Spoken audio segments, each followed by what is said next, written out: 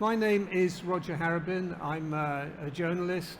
I worked for the BBC for 35 years and have been particularly interested in innovation, whether it's in policy or in fact in steel.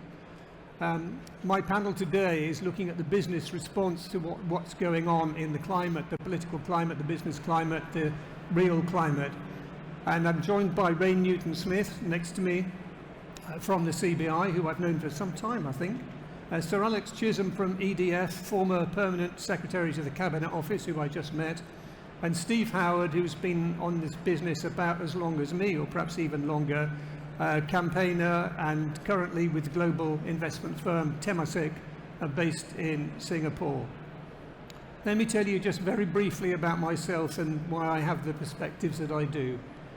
I said that I started in the 1980s. In those days, the agenda was largely set by environment groups who wanted to concentrate on restraint, not quite hair-shirtism, but we need to lose less of this stuff. But in those days, Rain, there was quite a strong pushback from business, and business, CBI and environmentalists were often at loggerheads. But things have changed over the years, and that opposition from businesses has turned into very strong support from some firms, and with the recognition that innovation is vital. Now, I had a remarkable job at the BBC. Nobody else, to my knowledge, has ever had this job.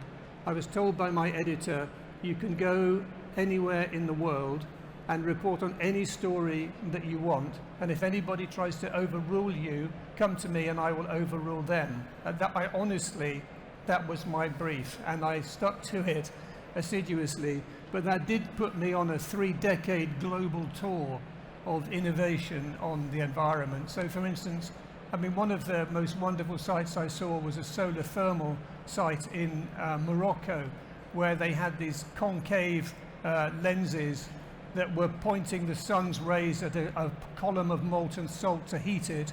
So after dark, when the sun went in, they could still make electricity with the molten salt. I saw one of the first experiments in carbon capture and storage in Algeria, run by BP, somewhat bizarrely, from a back office in Surrey.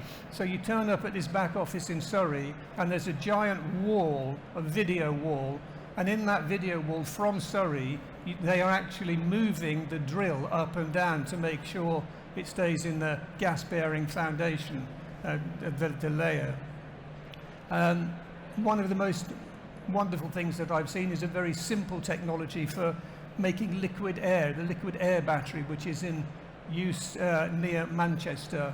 Good homegrown materials, not talked about enough, although we might touch on it later. And lastly, and there's a very long list, I had to curtail myself here from the global tour, but I just mentioned the floating wind power, which has really opened the frontiers of wind to all sorts of areas that they couldn't be in before. I went to a Norwegian fjord and saw this massive thing being towed away. It's, absolutely huge, 150 meters high. That's like 1.5 Usain Bolts, if you can imagine that. And as I said, many businesses have embraced the clean energy agenda, and my view is that we are going in the right direction, sort of, and if we had 20 or 30 years more left of the carbon budget, then I think we would be fine. Unfortunately, we do not. And if you're in this room and you are not worried about the consequences of climate change that we are seeing already, then I think you must be in the wrong place.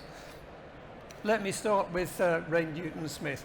Rain, what's your view about where we are, this kind of big picture where we are globally with Trump and this awful unpicking of the environmental agenda, and also in the UK when the government's under pressure financially and also politically with the right-wing papers trying to trounce net zero at every opportunity?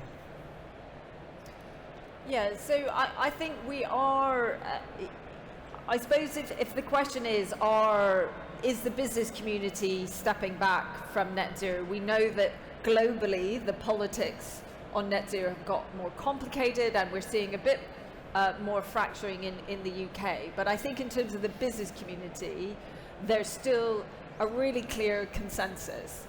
And why is that, particularly in the UK? And as you said, I think the CBI, and for us as an organisation, we speak on behalf of businesses across sectors and regions in the UK, and so many of our members are really saying we need to have clear policy guidelines. And I think there's a couple of main reasons why I am relatively optimistic that we will maintain some of that consensus, that there's still so much to be done.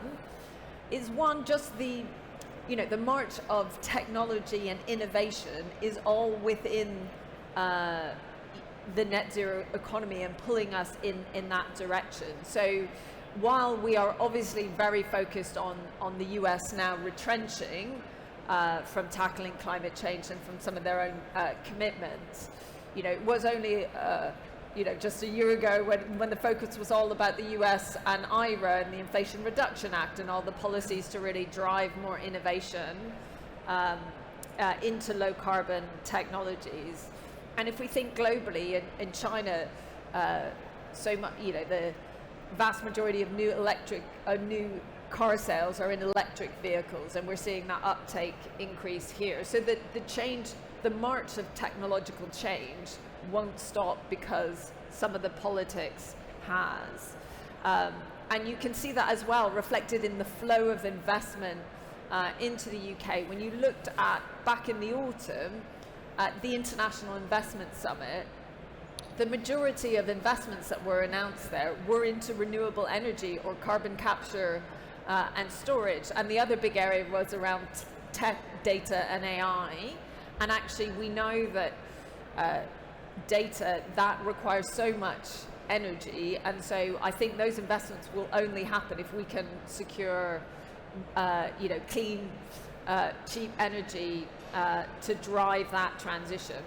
And we did work which was published just a few weeks ago with the CBI Economics and the ECIU, which showed that the net zero economy in the UK last year grew by 10%, whereas the rest of the economy pretty much stagnated.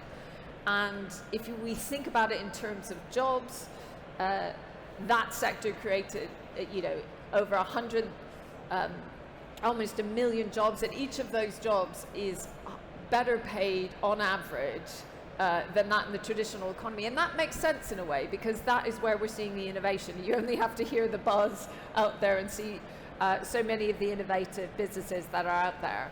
But I think what has changed more recently, and where there is a real focus, I think, from business concern in the UK, is around our high energy costs for industry. Because if we look at that, our energy costs for industry are amongst the highest in Europe, and and I think it's because the US is now seen as more competitive on their energy costs. It's shining a light on how do we make sure that we have the policies to drive energy efficiency, to drive investment in renewable energy, but we're doing that at the same time that we're really trying to think about how do we move away from our reliance on gas as being the marginal price in our electricity system, so that we have a more resilient, more affordable system, not just for households, but also for businesses. Are you not worried about money being diverted away from the green agenda? So, for instance, this morning on the Today programme business slot, I didn't catch the name of the interviewee, but he said, over the next 10 years, you're going to see lots of money pulled away from renewables, and frankly, the agenda is going to be bombs, not wind turbines. So I think that the challenge not challenged, by the way, not challenged by the presenter, just as a kind of a statement of fact. I think that the danger is presenting that in an either or choice. We're in a situation where the UK is now committed to spending more on defence, and I think given some of the geopolitics across Europe, that's probably needed.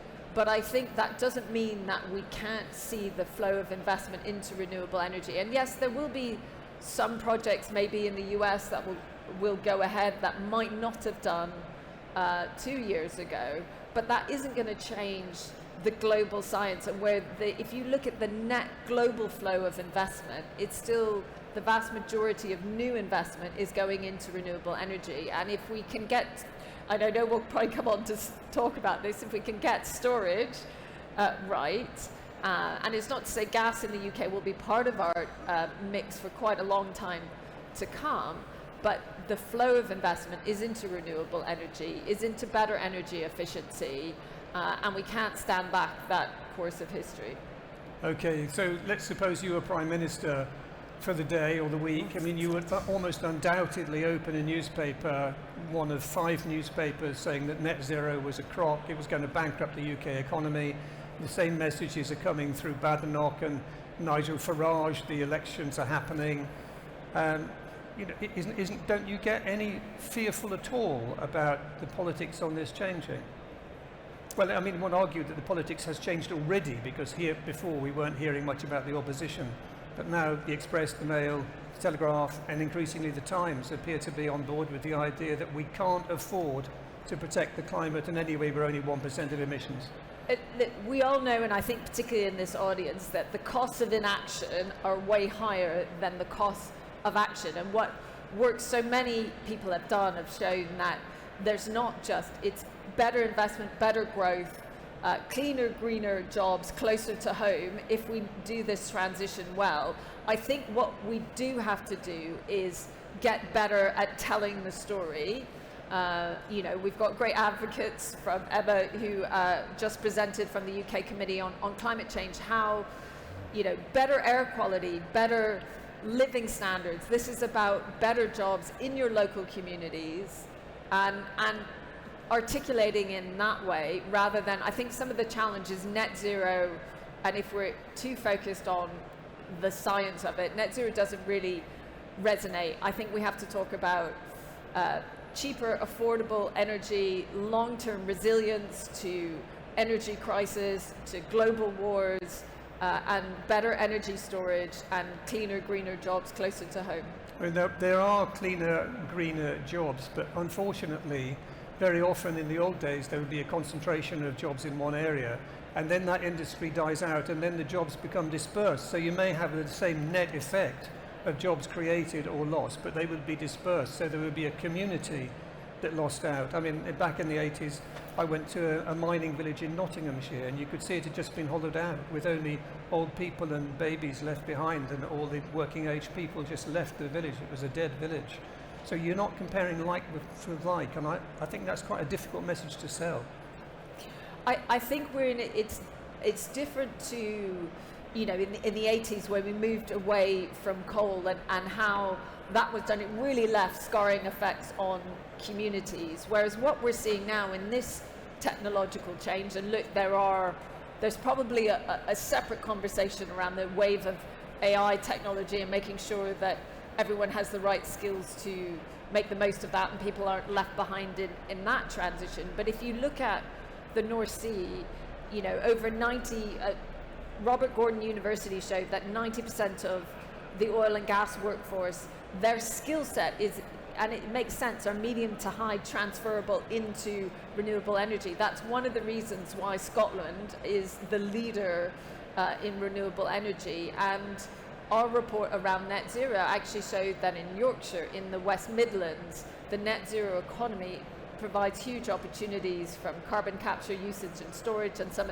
So I think we risk less in the UK around that geographical concentration in specific communities that might be left behind, because what we're seeing is the growth in the low carbon technologies are often alongside some of the old traditional. But what we do have to get right is the skills agenda, and that means we need to have a more flexible growth and skills levy, so it's easier for gas boiler installers to do modular training, so that they can help to install heat pump installations. If we get the skills piece right, I don't think it's as hard as some of the challenges sometimes make out.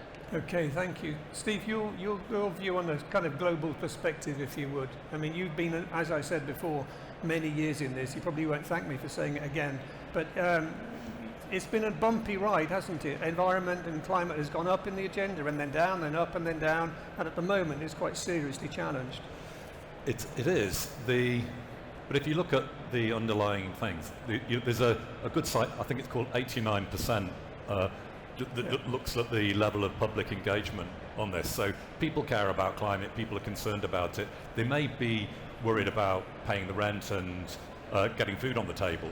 So they've got short-term pressing worries, but they want government and business to act on climate. So that's a base there.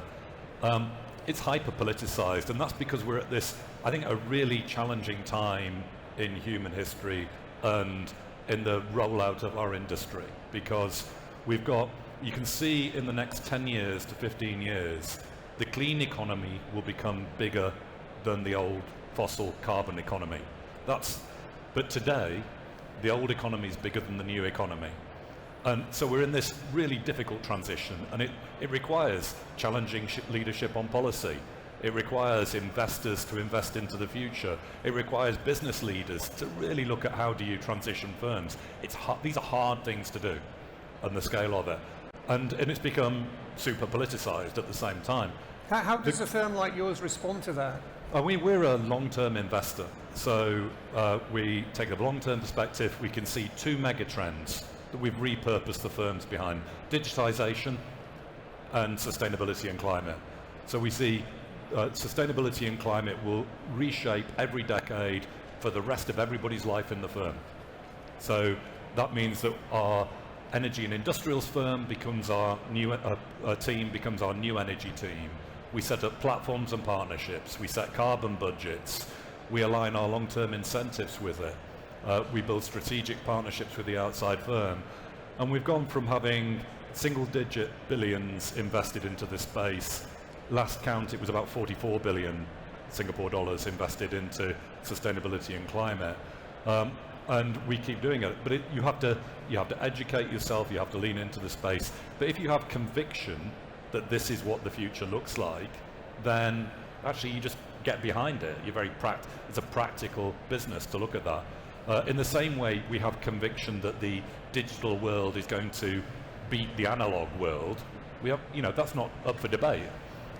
So we're investing into the digital world. We think the clean green world absolutely outcompetes the old dirty brown industrial world. And is this going to satisfy demands of your shareholders? I mean, this same situation presumably pertains to BP. You may not want to talk about BP, but you saw what happened when they tried to go green, is they got hammered over the share price. I think with companies, what we underestimate, companies, all organizations, they're sort of like machines or algorithms. They're kind of hardwired and soft-wired to do what they do. And it's very hard for them to do something else. And maybe we naively thought that companies could transition super quickly like that. Lots of companies do what they do it very well. Doing something else is difficult. You could see if you look at EVs, and we looked at the sort of car sector and thought, they can easily start making EVs. Totally different supply chain. The car companies of a few years ago were really good at making internal combustion engines. I remember going back to a few years back, about 15 years ago, sitting with a European car company chief technology officer, and I said, surely the future is electric vehicles. And the CTO slapped the table and said, never, while I am CTO of this company, will we produce an electric vehicle. And he was right, because he's no longer CTO. But then I realized, it's easy to say that, but I went next door with him, and there were 700 really well-trained, skilled engineers making fantastic internal combustion engines. It was an internal combustion engine company. So the transition is hard. We've got to look to, some companies can do it. You mentioned offshore wind, floating offshore wind. We worked with two of our portfolio companies and created a new business called Cetrium. And they were in the business of making offshore floating platforms, but for oil and gas. And now they're repurposed to build out an order book to do it for floating wind. It's hard to do. You have to have long-term conviction to do that. We've also done the modeling. If you're a long-term investor, a large investor, then your best long-term indicator of success is economic growth. We've done the analysis. Inclusive economic growth, where you tackle climate change, is the best economic growth. In Southeast Asia, the estimates vary. One of them, more recent ones, 43%. If you get 2 degrees or more, a 43% reduction in GDP in the region.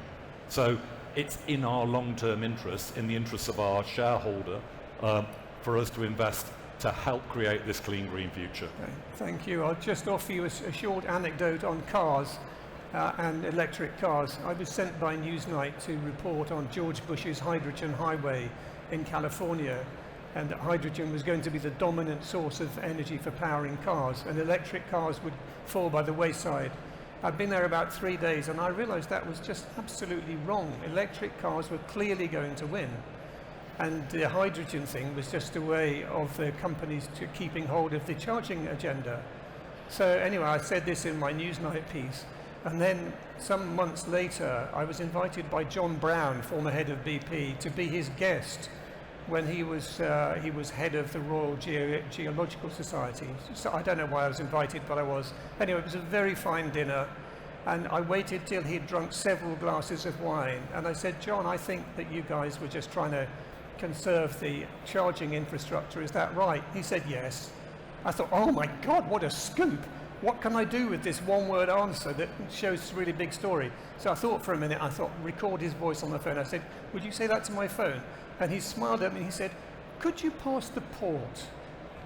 Anyway, that's true. And he's still going on nicely.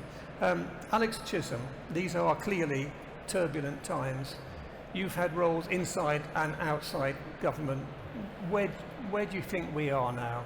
Maybe giving a bit of insight as far as you can from both without giving us any secrets. Well, Yeah. actually, you can give us secrets if you want, but I mean, you don't have to. And go to jail. Yes.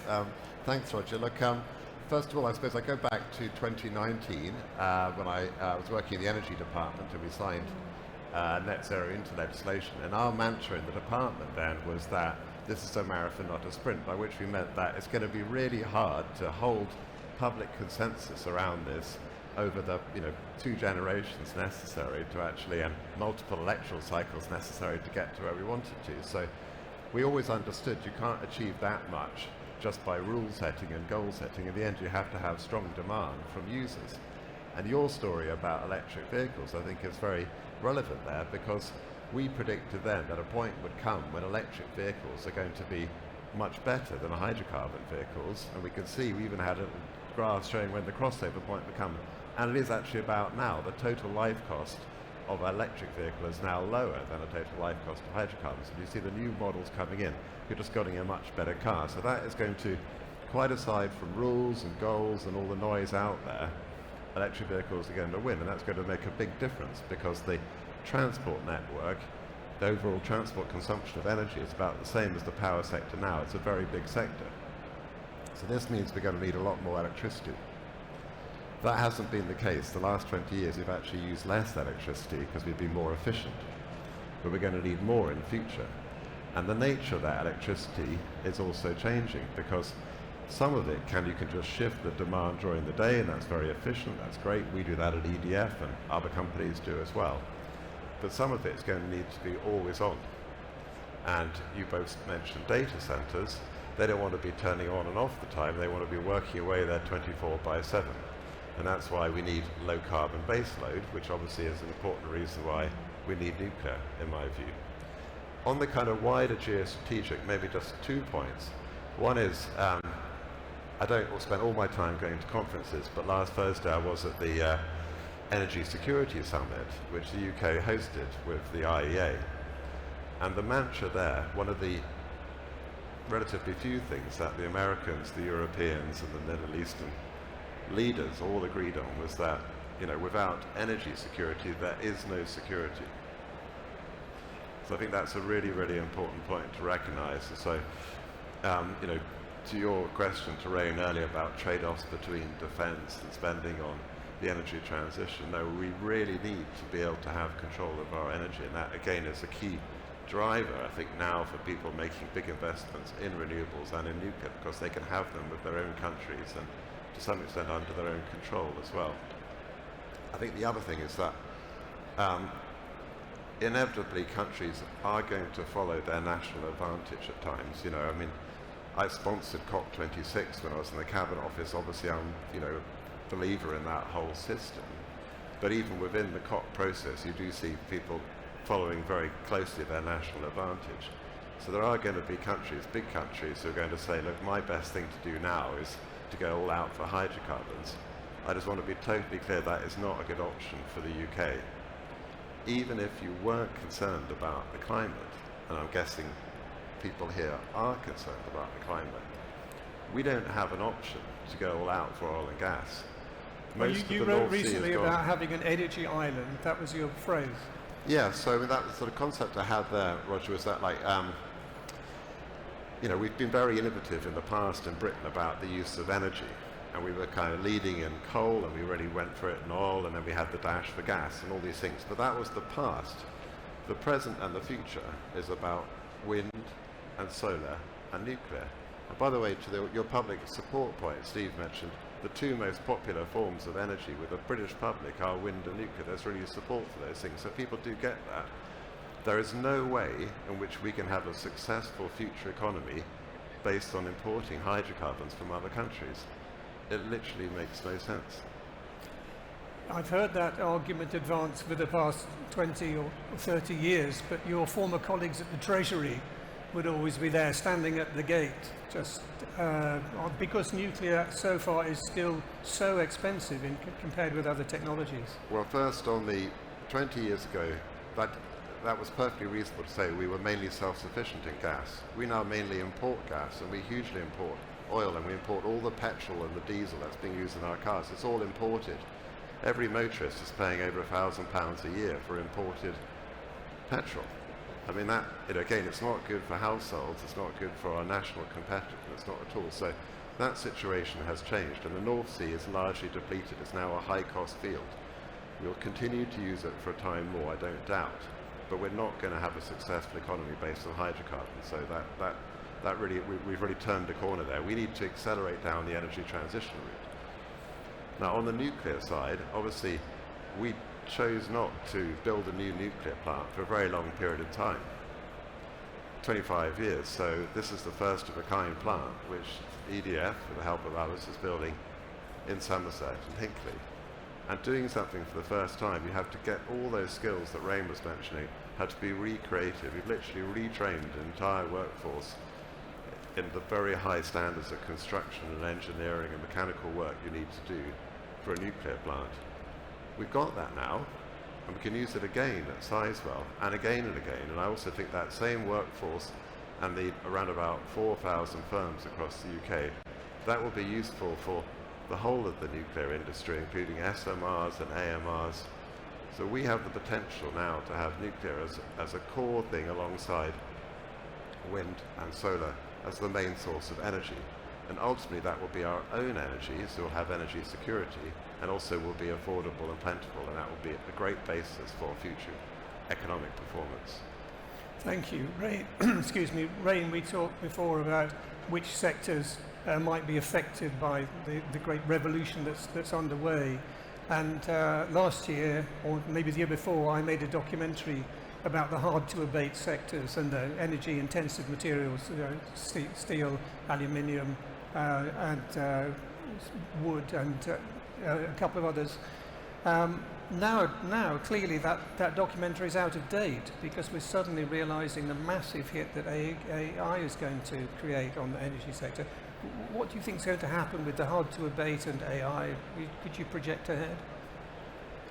I think it's going to, I mean, as Alex said, shine a light and a premium on how do you have low-cost, secure, reliable, consistent energy, because we know two things. We know at the moment AI and generative AI is very energy intensive and energy hungry. So I think, one, in terms of innovation, we really need to focus on how do we reduce the energy intensity of generative AI for it to really take off generally. And secondly, it then means countries, when we're thinking about our industrial strategy, we really have to focus on how do we have affordable, secure energy that's reliable, that has storage, which is, particularly in a UK context, obviously wind and solar has been hugely successful, but ultimately in terms of solar, we need to have the storage alongside it. And in the interim, actually, we need better gas storage so that we're not as Let- reliant. let me just ask you a bit about storage, because it's a bit of a hobby horse of mine. That I chaired a storage summit recently, and it's clear that all the money, like virtually all the money from investors, is going to lithium-ion batteries. The costs are tumbling, and the energy investment is coming flooding in. But since then, we've had this incident with Chinese slave workers, and there's the ever-growing or the ever-consistent problem of lithium, where future lithium supplies come from. And I'm just wondering why there's not more discussion about other forms of storing energy, like I mentioned, storage with liquid air, or for instance, you can just heat up piles of bricks and use that like an old-fashioned storage heater. There's several technologies out there that are either British-made or could easily be made in Britain with UK technology, not so efficient yet as lithium-ion, but creating something that would be, potentially a big barrier against collapse in electricity. Yeah, so I think there's no doubt that investment in different types of storage, and that's where we need to see more in innovation. But it's barely discussed now. I hardly hear anybody talk about it in the political sphere. You're right, and I think, as we know, and we're probably in an audience where knowledge is much higher than it is in general public, and even amongst politicians, knowledge, these are highly technical technologies, they're very, but I think what we do know is, first of all, when we're thinking about our industrial strategy, we need to think about the energy transition as part of that, and an important part of that is the critical minerals that then drive some of the, whether it's energy use or storage, or and look, there are some innovations. We were talking a little bit earlier down in Cornwall around, is there a role for British lithium? But I think more broadly, we do need to see more innovation in types of storage and a more focus on that. The other area that I don't think gets enough focus is just energy efficiency in and of itself. I mean, we have some great examples from, our members and businesses that we work with. So just, and using actually one of the innovation funds that is available called Made Smarter, where you're helping ordinary businesses adopt readily available technologies. I mean, I think on energy efficiency, it's one area where the government just doesn't seem to get it. It's just unfashionable, it's not sexy. Yeah, and it's true in our, heat in our homes, insulation, all, it's boring, but the best energy saved is energy not used in the first place. So, Whitbread in there change the type of grills they used in their barbecues and reduce their gas use by 25%. So that's huge across, if you put that across a whole bunch of their outlets. And then and then we have another medical business that just created a digital twin, and I know I've seen some examples here of some of the trials they needed to run. And obviously, if you do things in a digital space like that, you're then not using all the infrastructure, and they saved travel costs as well, which had a huge impact on their carbon emissions across their business. So I think that focus on energy efficiency, both in industry, in all of our lives, absolutely needs to increase. Steve, we talked earlier on about energy storage without lithium batteries. Can you tell our audience about that? Yeah, we've been looking at that, and we've seen there's lots of really interesting companies coming through and technologies. And if you think one of the hard to debate sectors is industrial heat, and it's expensive industrial heat. It's coming on for 50% of total energy use is heat, isn't it? It's obviously it's a huge chunk, and so there's one company we've invested in through a platform we set up called Decarbonisation Partners. That's Antora. They're using carbon blocks, so you actually have big blocks of carbon. You can heat them to thousands of degrees, and you can store the heat very stably. And so you basically take excess renewables when you've got, they're in California. So when you've got peak sun, and you've basically got negative costs of energy, when it's on a very sunny moment with lots of solar, there you can take that and you can actually put that and store that renewable electricity as heat in these blocks. Hugely promising, very cost effective, super scalable. We'll see lots of solutions around that. I think we're seeing innovation around the way the grid's managed as well. Smart grid got talked about. for over 20 years. It's been, the grid was not intelligent, still isn't in many places today. But I mean, even our sponsor, to give them a plug, Octopus, are doing a great job in terms of how they balance supply and demand, and how they can use, you can flex when you use EVs. You can have EVs charge if you can control charging time when you've got a wind front coming through. So on the energy efficiency side, I think it's a framing. I don't know. I mean, Rain, you just said it's not sexy. It's strange. It's always good to invest in a new wind turbine or new solar plant or a new nuclear power plant rather than invest in energy efficiency for some reason. But there's another company that we've invested in called Guidewheel, and they basically have put sensors in manufacturing facilities, and then they have an AI-enabled platform, and you can look at spikes in where the energy is consumed across that platform, and very quickly you can have 25 to 50% energy savings. But that's unfortunately not super sexy. What they can do is actually drive productivity, because this enables a productivity platform. So you understand the material flows and your manufacturing process better. It gives you visibility across your plant you didn't have before. So suddenly the chief ops people really like this, because they can get a 10, 20, 30% improvement in productivity and an energy saving. So Guidewheel's being sold more as a productivity optimization platform with a co-benefit of energy efficiency. And so we're seeing lots of innovation in this space. I think it's a very solvable problem. I don't think we should we need to focus on it, things like lithium supply as well. I think there's a framing. If we look at technology, we've got the cleaner, better, faster, cheaper technologies that are scaled. Solar, wind, storage is there, EVs are there. Actually, if you didn't have very expensive electricity in the UK, heat pumps are there today. So they're better than the old technologies in place. They're cheaper. They've got all-round advantages. And then we've got the new technologies which haven't got these economies of scale, which haven't improved down the cost curve. And there we need good government policy and incentives. We need industrial collaboration to scale them. And that's the green steel, the green cement, the sustainable aviation fuels that we need to scale there. And I think it's very easy to be lost in the moment of the now, where the politics is really difficult on this. But feel the buzz in this event.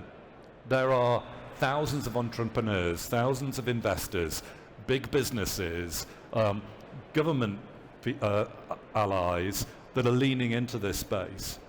So I think we'll make huge advances in those hard-to-abate sectors over the next 4, 5, 6 years. And we also don't know what's going to happen on climate. And when we've seen extreme weather that's been really at the high end of people's expectations, and we're going to unfortunately see more of that. That will drive public concern. It will create political space. So I think we're only just at dawn in this clean industrial revolution. We've just about sat down for coffee. There's incredible innovation out there, and it's going to be super exciting. Let's let the coffee man just disappear for a second. I just want to come to Alex, because we're starting to run out of time. We've read about some firms specializing in AI who are looking to nuclear to supply their power. Is that at all feasible? Because when somebody from the nuclear industry says, "Oh, we can have a nuclear power station in every town," my first question is, where? You're in a town. How on earth are you going to get public approval? Despite all those blockers, you can get rid of all those blockers, but who's going to have a nuke station at the end of the road? Okay, so first of all, I think it's very instructive to look at the states. So the biggest tech companies in the world, who, as we know, are richer and more powerful in some respects than governments, they have looked at their future energy need, and they say we need to get back into nuclear big time. Gigawatt plants, SMRs, AMRs, all of them have been contracting for this. Microsoft even took 3 Mile Island back on stream because they know they're going to need that electricity. So I think that tells us a lot about the shape of the future, because they're ahead of us in the technology wave. In sort of hard numbers terms, in the UK, the predictions from NESO, from Aurora, from the Climate Change Committee all suggest that our AI data center use could be as much as 62 terawatt hours in 2050, which is about the same as the entire business consumption today, or the commercial sector. So that's a lot. So But let me It's- just go it's- back it's to very- where would you Yeah, put so- them? So so- if we have differential pricing, you could put Yeah, them yeah, in the yeah. north of Scotland. But let's suppose that's too politically dangerous. Yeah, so I think a couple of things there. First of all, so that's what's driving the renaissance around nuclear, is that we're going to need a lot of baseload electricity. I think in terms of where those things are located, in the past that's been very restricted mainly to former nuclear sites on the coast. Smaller reactors could be used on rivers, as happens in some other countries. I don't expect myself they'll be popping up, around the back of Tesco's, because I think actually the safety and security aspects of nuclear are there for any fission technology. And by the time you have built everything necessary to provide an absolute guarantee that everything's going to be okay, you've got quite a lot of cost there. It's quite a big site, and you're probably going to need to have quite a lot I'm of just energy thinking of coming how from many it. people would need to guard it, for instance. I mean, it would be a massive security threat, potentially. It would be seen that way by local people, that it would be a security threat. Somebody might blow it up. It might leak, You Yeah. talk about rivers, then it might kill the fish, So we're not going to go to the hundreds, Roger, but the point is at the moment it's very, very restricted, so it's very positive to move to more like a dozen or 24 sites. That's what I think is much more likely. And I do think also that it's good to have the flexibility to have small modular reactors as well as the very large ones. We're going to need them all. That's my view, and that will give us, again, the energy security that we need. And if we don't have a source of low-carbon electricity, predictable, reliable for the future, then all those heavy energy users, not just AI data centers, but green steel and cement and all the other things we need, aluminium, they're not going to be based here. And so we're going to unnecessarily complete the deindustrialization process. I mean, we're very focused on that in EDF, and one of our companies in hydrogen, for example, is doing a project on Teesside because green hydrogen can again be used in heavy industry there. We want to be part of that industrial support. And you've got a guardable site. Steve is behind me Yeah. trying to attack my I attention. want to ask a question of Alex, if I may. Hang on a sec, Steve. I'm just looking at that monitor. It says 2 minutes 40 left. You've got 30 seconds, then I'll come to the others for 30 seconds. Okay. I was just going to ask Alex actually about there's 45 fusion startups, and we've invested in some of them. Commonwealth Fusion, I met with the CEO recently. Incredibly impressive engineering project. It's uncertain if and when that comes online, and so they are aiming for early 2030s production. And have you looked at fusion from an EDF perspective? I was very involved in that when I worked in the department before. So my, fusion famously has always been sort of 25 or 30 years away. But we've broken that now, and we're actually moving to build in the UK a power plant based on fusion. It's incredibly exciting because fusion is a kind of a knockout technology because it doesn't have the same issues as fission. And we've got a real chance of being a big player in that internationally. So I am personally very excited by that. It's not going to be an answer to our energy system this side of 2040, probably not this side of 2050. So it's a brilliant and important and exciting national endeavour, but it's not going to meet what we're talking about, the next 20 years of energy needs. I just kept drop of scepticism there, because we have heard about it 40 years ahead for the past 50 years. But anyway, I'm going to leave the last word with Rain. Rain, you've got 1 minute 17 seconds. We play at television presenters. 1 minute 14 seconds. Go. Well, I suppose I'd finish with the quote from Mark Carney, who is now, I think by the end of the day, will be the Prime Minister of Canada. When he was Governor of the Bank of England, he famously said, companies that invest in the transition to net zero will be rewarded handsomely, and those who don't will cease to exist, because he was looking forward to the world as it will be. And I think we just know that in the UK and globally, we need to be investing in affordable, secure, renewable energy. But importantly, as this discussion has also said, we need to have the policy and the investment across energy efficiency, storage, heat in homes, in the built environment. And we really need to see that net zero investment plan across the whole economy. And the UK has really led the world on this in the past, and we have the ability to really lead this next phase of the transition if we can get the policy, the communication, and the investment right. Brilliant. Thank you very much. We have 5 seconds left in order for you to thank our panel.